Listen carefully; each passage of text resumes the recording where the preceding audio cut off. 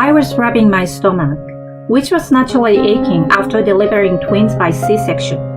I was trembling with anger in the car right after I left the hospital. Come on, it's a day to remember. Let's celebrate the birth of a mom of two. You've been taking it easy in the hospital. You should move your body a little. It's hard to put off the weight you've gained, isn't it? Why does this man think that a body of a woman who has had her stomach cut open fully recover in just a few days? And why does this man always decide things on his own without consulting me? Oh, that's right. He's crazy. So I wanted to talk to you about something. When I heard the words that came out of my husband's mouth after this, and when I learned what the mom of two really meant, something snapped inside me. My name is Emma, 32 years old. I'm a housewife who works part-time at a nearby supermarket. When I first got married, I thought that children would come naturally.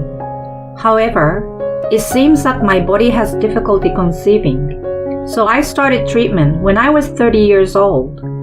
The side effects began to make me sick, so in order to focus, I originally worked full-time as an office worker, but resigned a short time after treatment began. The treatment was difficult at times, but my husband Vicente supported me through it. I am now pregnant with a child I have dreamed of for so long. To my surprise, I found out that we are having twins. In contrast to my joy, something worrisome happened soon after I became pregnant. What? Is Aurelia coming back? Unlike my stern face, my husband told to me one day without changing his expression. Aurelia was my husband's childhood friend. I had met her once at the wedding. I heard that their houses were close and she and my husband grew up together like siblings. However, I only remembered her as an insane woman. It was on the day of the wedding. I was nervous in the waiting room when Aurelia and my parents-in-law appeared out of the blue and said, "Anything you don't understand about Vicente, you can ask me. I know Vicente better than anyone else." I had never met Aurelia before, so it was only natural to think, who is this person? My head was in turmoil. "Well, it's nice to meet you." I smiled bitterly and glanced at my mother-in-law for help. My mother-in-law seems to have noticed my glance. "I will introduce her to you. This is Vicente's childhood friend, Aurelia." Childhood friend? Why did they bring a childhood friend into the waiting room? I didn't understand the behavior of the in-laws, but I didn't understand Aurelia either. "Oh, I see. Hi, I'm Emma. And don't worry, I will ask Vicente himself about what I don't know about him." I smiled back at her, as her face twitched. At that time, I had thought Aurelia had feelings for my husband, so I was determined not to get defeated. But soon, I was told that Aurelia was married, and all I could think was that she was a strange woman. My husband apologized quite a bit after the wedding, but it didn't fix my mood for a while. Thus, my memories of the wedding were made unpleasant by this woman. Fortunately, Aurelia was living far away from us because of her husband's work, so I was truly relieved. However, she was now coming back to her hometown because of her husband's job transfer. To be honest, I was not in the least bit happy about it. My husband and I had rented a house near my parents-in-law's house. It seems that Aurelia and her husband also rented a place near her parents' house, so we were to be neighbors. Why did they go through the trouble? I was disappointed, but Aurelia's attitude toward me was surprising. "I'm sorry about what I said at the wedding. Vicente told me you were pregnant. Congratulations! I envy you. I'm going through some treatments too, but it's not easy." I looked at Aurelia, a little downcast, and recalled myself in the past. Well, it was impossible for me not to see Aurelia and her husband at all. And Elton, Aurelia's husband, seemed like a very nice man. Aurelia seems to love her husband, and there seems to be nothing going on between her and Vicente. Still, the bad memories of the wedding will never disappear. Time can't be turned back. I would ostensibly talk to Aurelia, but I had no intention of opening up to her at all. Meanwhile, the twins were growing well, and my husband was doing a great job with the housework. I'm sure having twins will be very difficult. I'm worried about your body, but I hope you give birth to healthy twins. He also worried about my health like that too. Aurelia was a housewife, so she often visited her parents' home, and even my in-laws' home, though she was merely a childhood friend. She never came to our house, but I did not feel very happy about it when I met her at my in-laws' house. When Aurelia was not there, I asked my mother-in-law, I feel Aurelia is too close to Vicente for a childhood friend. Did they used to date or something? My husband denied it, but I was wondering all along. My mother-in-law looked at me with a puzzled look on her face. Those two? That would never happen. Aurelia's parents both worked, so she used to come over to our house a lot. That's why she doesn't know how to be reserved at our place. From your point of view, I understand you don't feel good about her, but our family can shoo her away. I couldn't help but wonder why my mother-in-law sighed as she said this. Toward the end of the pregnancy, we found out that the twins were girls. Let's go shopping for all the baby stuff on our next day off. My husband was in a good mood, and I was happy and looking forward to it too. But on the day, those two instantly erased these feelings. When I got out of the car and headed toward the entrance of the store, "Hey, I'm here! I'm so tired of waiting for you!" There was Aurelia, smiling and waving at us. What? Why is she here? Sorry we are late. It's just that the road was so crowded. My husband, who was standing next to me, called out to Aurelia, as if it were a matter of course. My husband had arranged to meet up with Aurelia without consulting me. It didn't make sense to me, and of course, it made me angry. I have to go to the restroom. After Aurelia left, I asked, "Hey, why is Aurelia here? I thought we were going to buy stuff for our babies, just the two of us. Why would you do something so selfish?" I was so frustrated that I had tears in my eyes, and yet, my husband replied, She says she wants to buy baby stuff too. She's got good taste, so she will be able to pick out something much better than me. I know you're suspicious of us, but we really don't have that kind of relationship. I'm sure you will understand that Aurelia is a nice person if you get to know her. I felt nothing but discomfort. Who didn't think anything of this situation? Baby stuff. Is Aurelia pregnant too? I haven't heard anything about it. My husband looked aghast at my words and continued. Oh yeah, she wants to buy something for her future baby. Soon after, Aurelia came back. I glared at her from behind as she and my husband strolled into the store. As you can expect, shopping was not fun at all. I'm not feeling well, so I'm going to sit over there, I said, and sat down on a bench alone. I saw them shopping happily and started to feel sick, even though my morning sickness should have stopped. What is with them? Are they really just childhood friends? It surely doesn't look like it. I didn't want to be annoyed, but their presence was just increasing my stress level.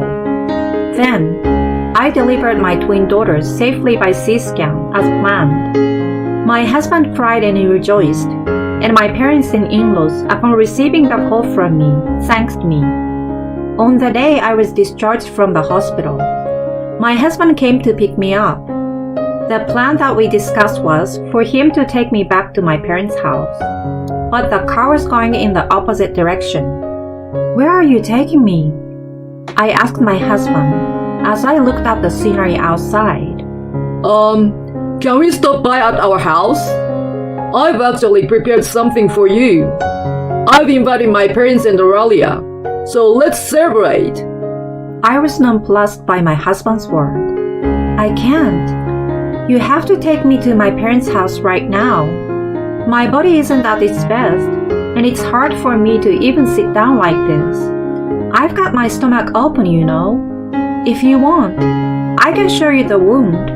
Are you trying to have a party or something? Are you crazy? My husband said, miffed at my attitude, raised his voice. Come on, it's a day to remember. Let's celebrate the birth of a mom of two. You have been taking it easy in the hospital. You should move your body a little. It's hard to put off the weight you've gained, isn't it? This caused my daughters to start crying at the same time. My husband looked at them through the mirror. Poor babies. Look, they are crying. We're almost home, so we should take a rest, and then we'll go to your parents' house. That sounds good, doesn't it? I mean, it must be hard to take care of twins, right? So I wanted to talk to you about something. I honestly don't remember much of what happened next. All I remember is that my body was trembling with anger toward my husband. That's it. That's how far out of the norm my husband's words were. When we arrived home, my parents-in-law and Aurelia were already waiting outside. As soon as she opened the car door and saw the girls, Aurelia said, Emma, you're being so mean to me by refusing my visitation. Which one should I choose? I slapped Aurelia's hand vigorously as she tried to touch my daughters. What are you doing, you little prick? She glared at me. My precious daughters are about to be kidnapped by a strange woman. Where is the mother who doesn't protect her daughters in such a situation? Don't you dare touch my daughters. I held my hands out as if to guard them. What kidnapping? That doesn't sound good. I just thought it must be hard for you to take care of both of them, so I take one of them for you. Hey, Vicente, I thought you already talked about it. I glared at Vicente. I did tell her, but Emma doesn't want to. I'm sorry, Aurelia, but you have to give up. I'm sure that one day a baby will come to you if you keep up with your treatment. He said to Aurelia calmly. But this woman is actually crazy. It's too late now. I'm ready to raise a baby. And I bought all the stuff too. If you're saying you don't want to, then pay me for the cost, she shouted. I began to feel the eyes of the neighbors looking at us, wondering what we were arguing about. My mother-in-law sensed this and said, Aurelia, I'm sorry. Please go home for the time being. Raising a child is hard work. Emma might change her mind. But I continued to watch the conversation between my mother-in-law and Aurelia with cold eyes. She might change her mind? Not in a million years. Aurelia, does Eldon know about this? Aurelia's face turned pale at my words. I won't forgive you if you say anything to my husband. You're so arrogant just because you became pregnant. You have 2 children now. Why can't you give me one of them? She rounded and raved. Don't be ridiculous. What are my daughters to you? You think I'm just going to give you one of them like a cat or a dog? Of course not. Are you stupid? Don't take me for a fool. All of you. I glared at Aurelia, Vicente, and my in-laws with all the hatred I could. I pulled out my phone out of my pocket. Can you pick me up soon? Thanks. I told the person on the other end of the line. Hey, who are you calling? Vicente asked, but I ignored him. In a few minutes, Aurelia's husband, Eldon, arrived. Why? This isn't what you think it is. Aurelia clearly becomes impatient. We can talk about what I think when we get back. Come on, let's go. With a stern face, he took Aurelia home. I had exchanged contact information with Eldon not long ago. He also seems to suspect an affair between them as I did. Also, Because Aurelia started to buy things for babies, he thought that she might be pregnant with Vicente's child. We asked the detective to investigate, but the only result was that the two were just friends. Then we began to suspect something else. Aurelia was talking over the phone yesterday, and it was probably Vicente. I heard a voice saying something about one of the twins. I don't want to think so, but We only found out about the plan the day before the birth. I told the hospital that I want to refuse to see anyone but my parents out of fear. Also, I proceeded to prepare for divorce, which I had been thinking about for a long time. If there is not enough evidence, it is meaningless. I wanted to get the divorce in my favor, so I intentionally kept my husband in the dark. I wanted to talk to you about something. I was thinking maybe Aurelia could raise one of the two. It would be easier for you, and Aurelia would be happy too. I think it would make everyone happy. I was able to record my husband's unbelievable suggestion in the car. I immediately sent a message to my parents asking them to pick me up. From then on, I kept Elton on the phone. They had no idea what I was doing, and they were all willingly saying that they were accomplices. Did they really think I would accept such an impossible proposal? My parents arrived shortly thereafter. As soon as they got out of the car, my father grabbed my husband. You! My mother and I desperately tried to stop my father from getting emotional. Dad, it's okay. He's not worth it. Let the lawyer take care of the rest. My father calmed down at my words. Yes, you are right. I'm sorry. Let's go home now. Today is the last time we will see these guys. I nodded to my father's word. Then Vicente said, Lawyer? The last time? Are we getting divorced? Why? We ended up not giving up a daughter, and I feel bad for the girls if they don't have a father. And there's no way you can live on your part-time income. As if taking advantage of my ranting husband, my mother-in-law follows. Yes, and I want to see my grandchildren too. Please don't decide everything on your own. We will raise our grandchildren as a family. My mother-in-law said something incomprehensible. I take a deep breath. I don't understand why you think we can still live together without getting a divorce after such an incident. I don't intend to do so. Besides, you were the one who gave up your daughter first. Are you stupid? When your daughters grow up and have children, if her husband and his family were to take them away from you, to give them to someone else because they feel sorry for her, as a father, would you be able to say that it can't be helped and hand them over?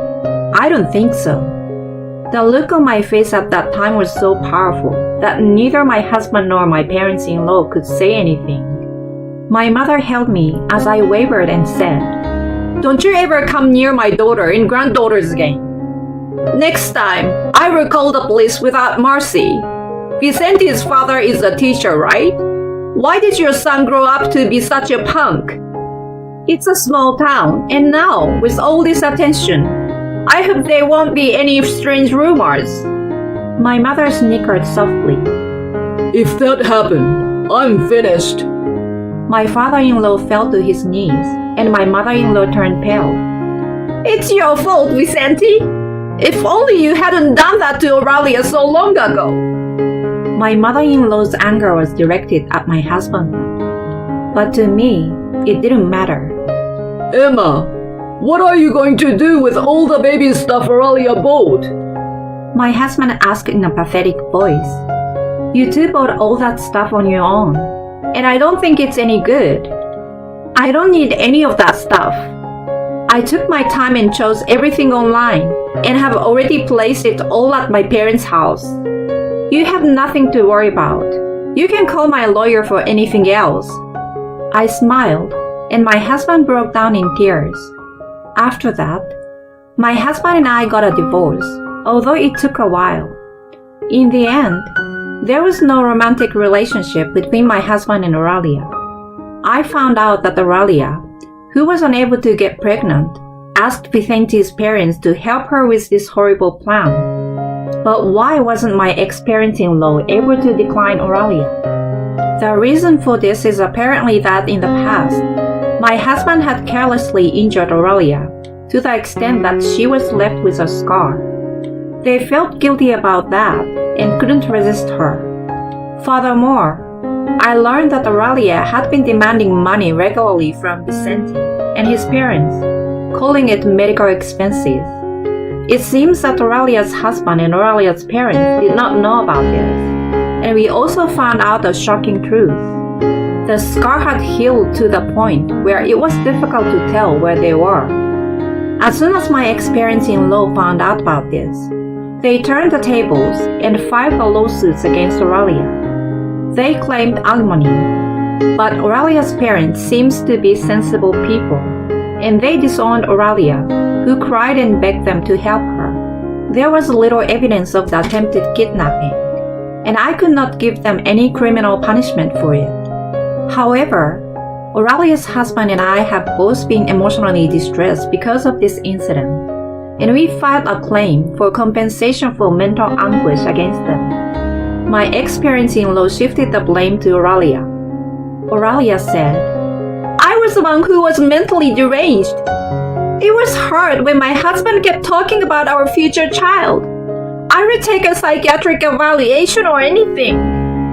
Elton, however, was happy with his life with Oralia. After he became suspicious about her relationship with my ex-husband, he regularly recorded their conversations. "It's your fault we can't have children. You're useless," she often shouted at him. "They say you lose your shape after childbirth, and a C-section leaves scars. I'm glad I was able to have a child without having to go through the pain."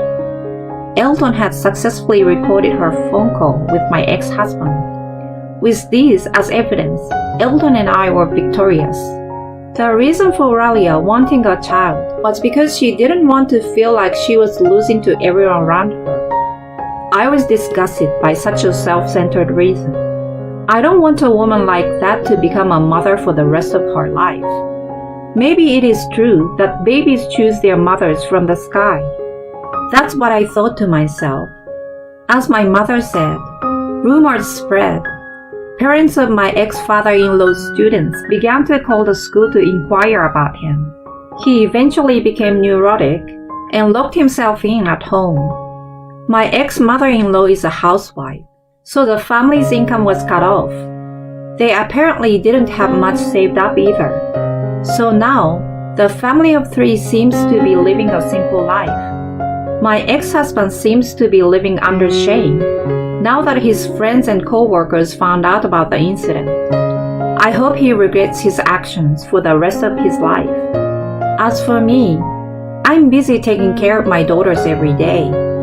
Thanks to the support of my parents, I'm getting by.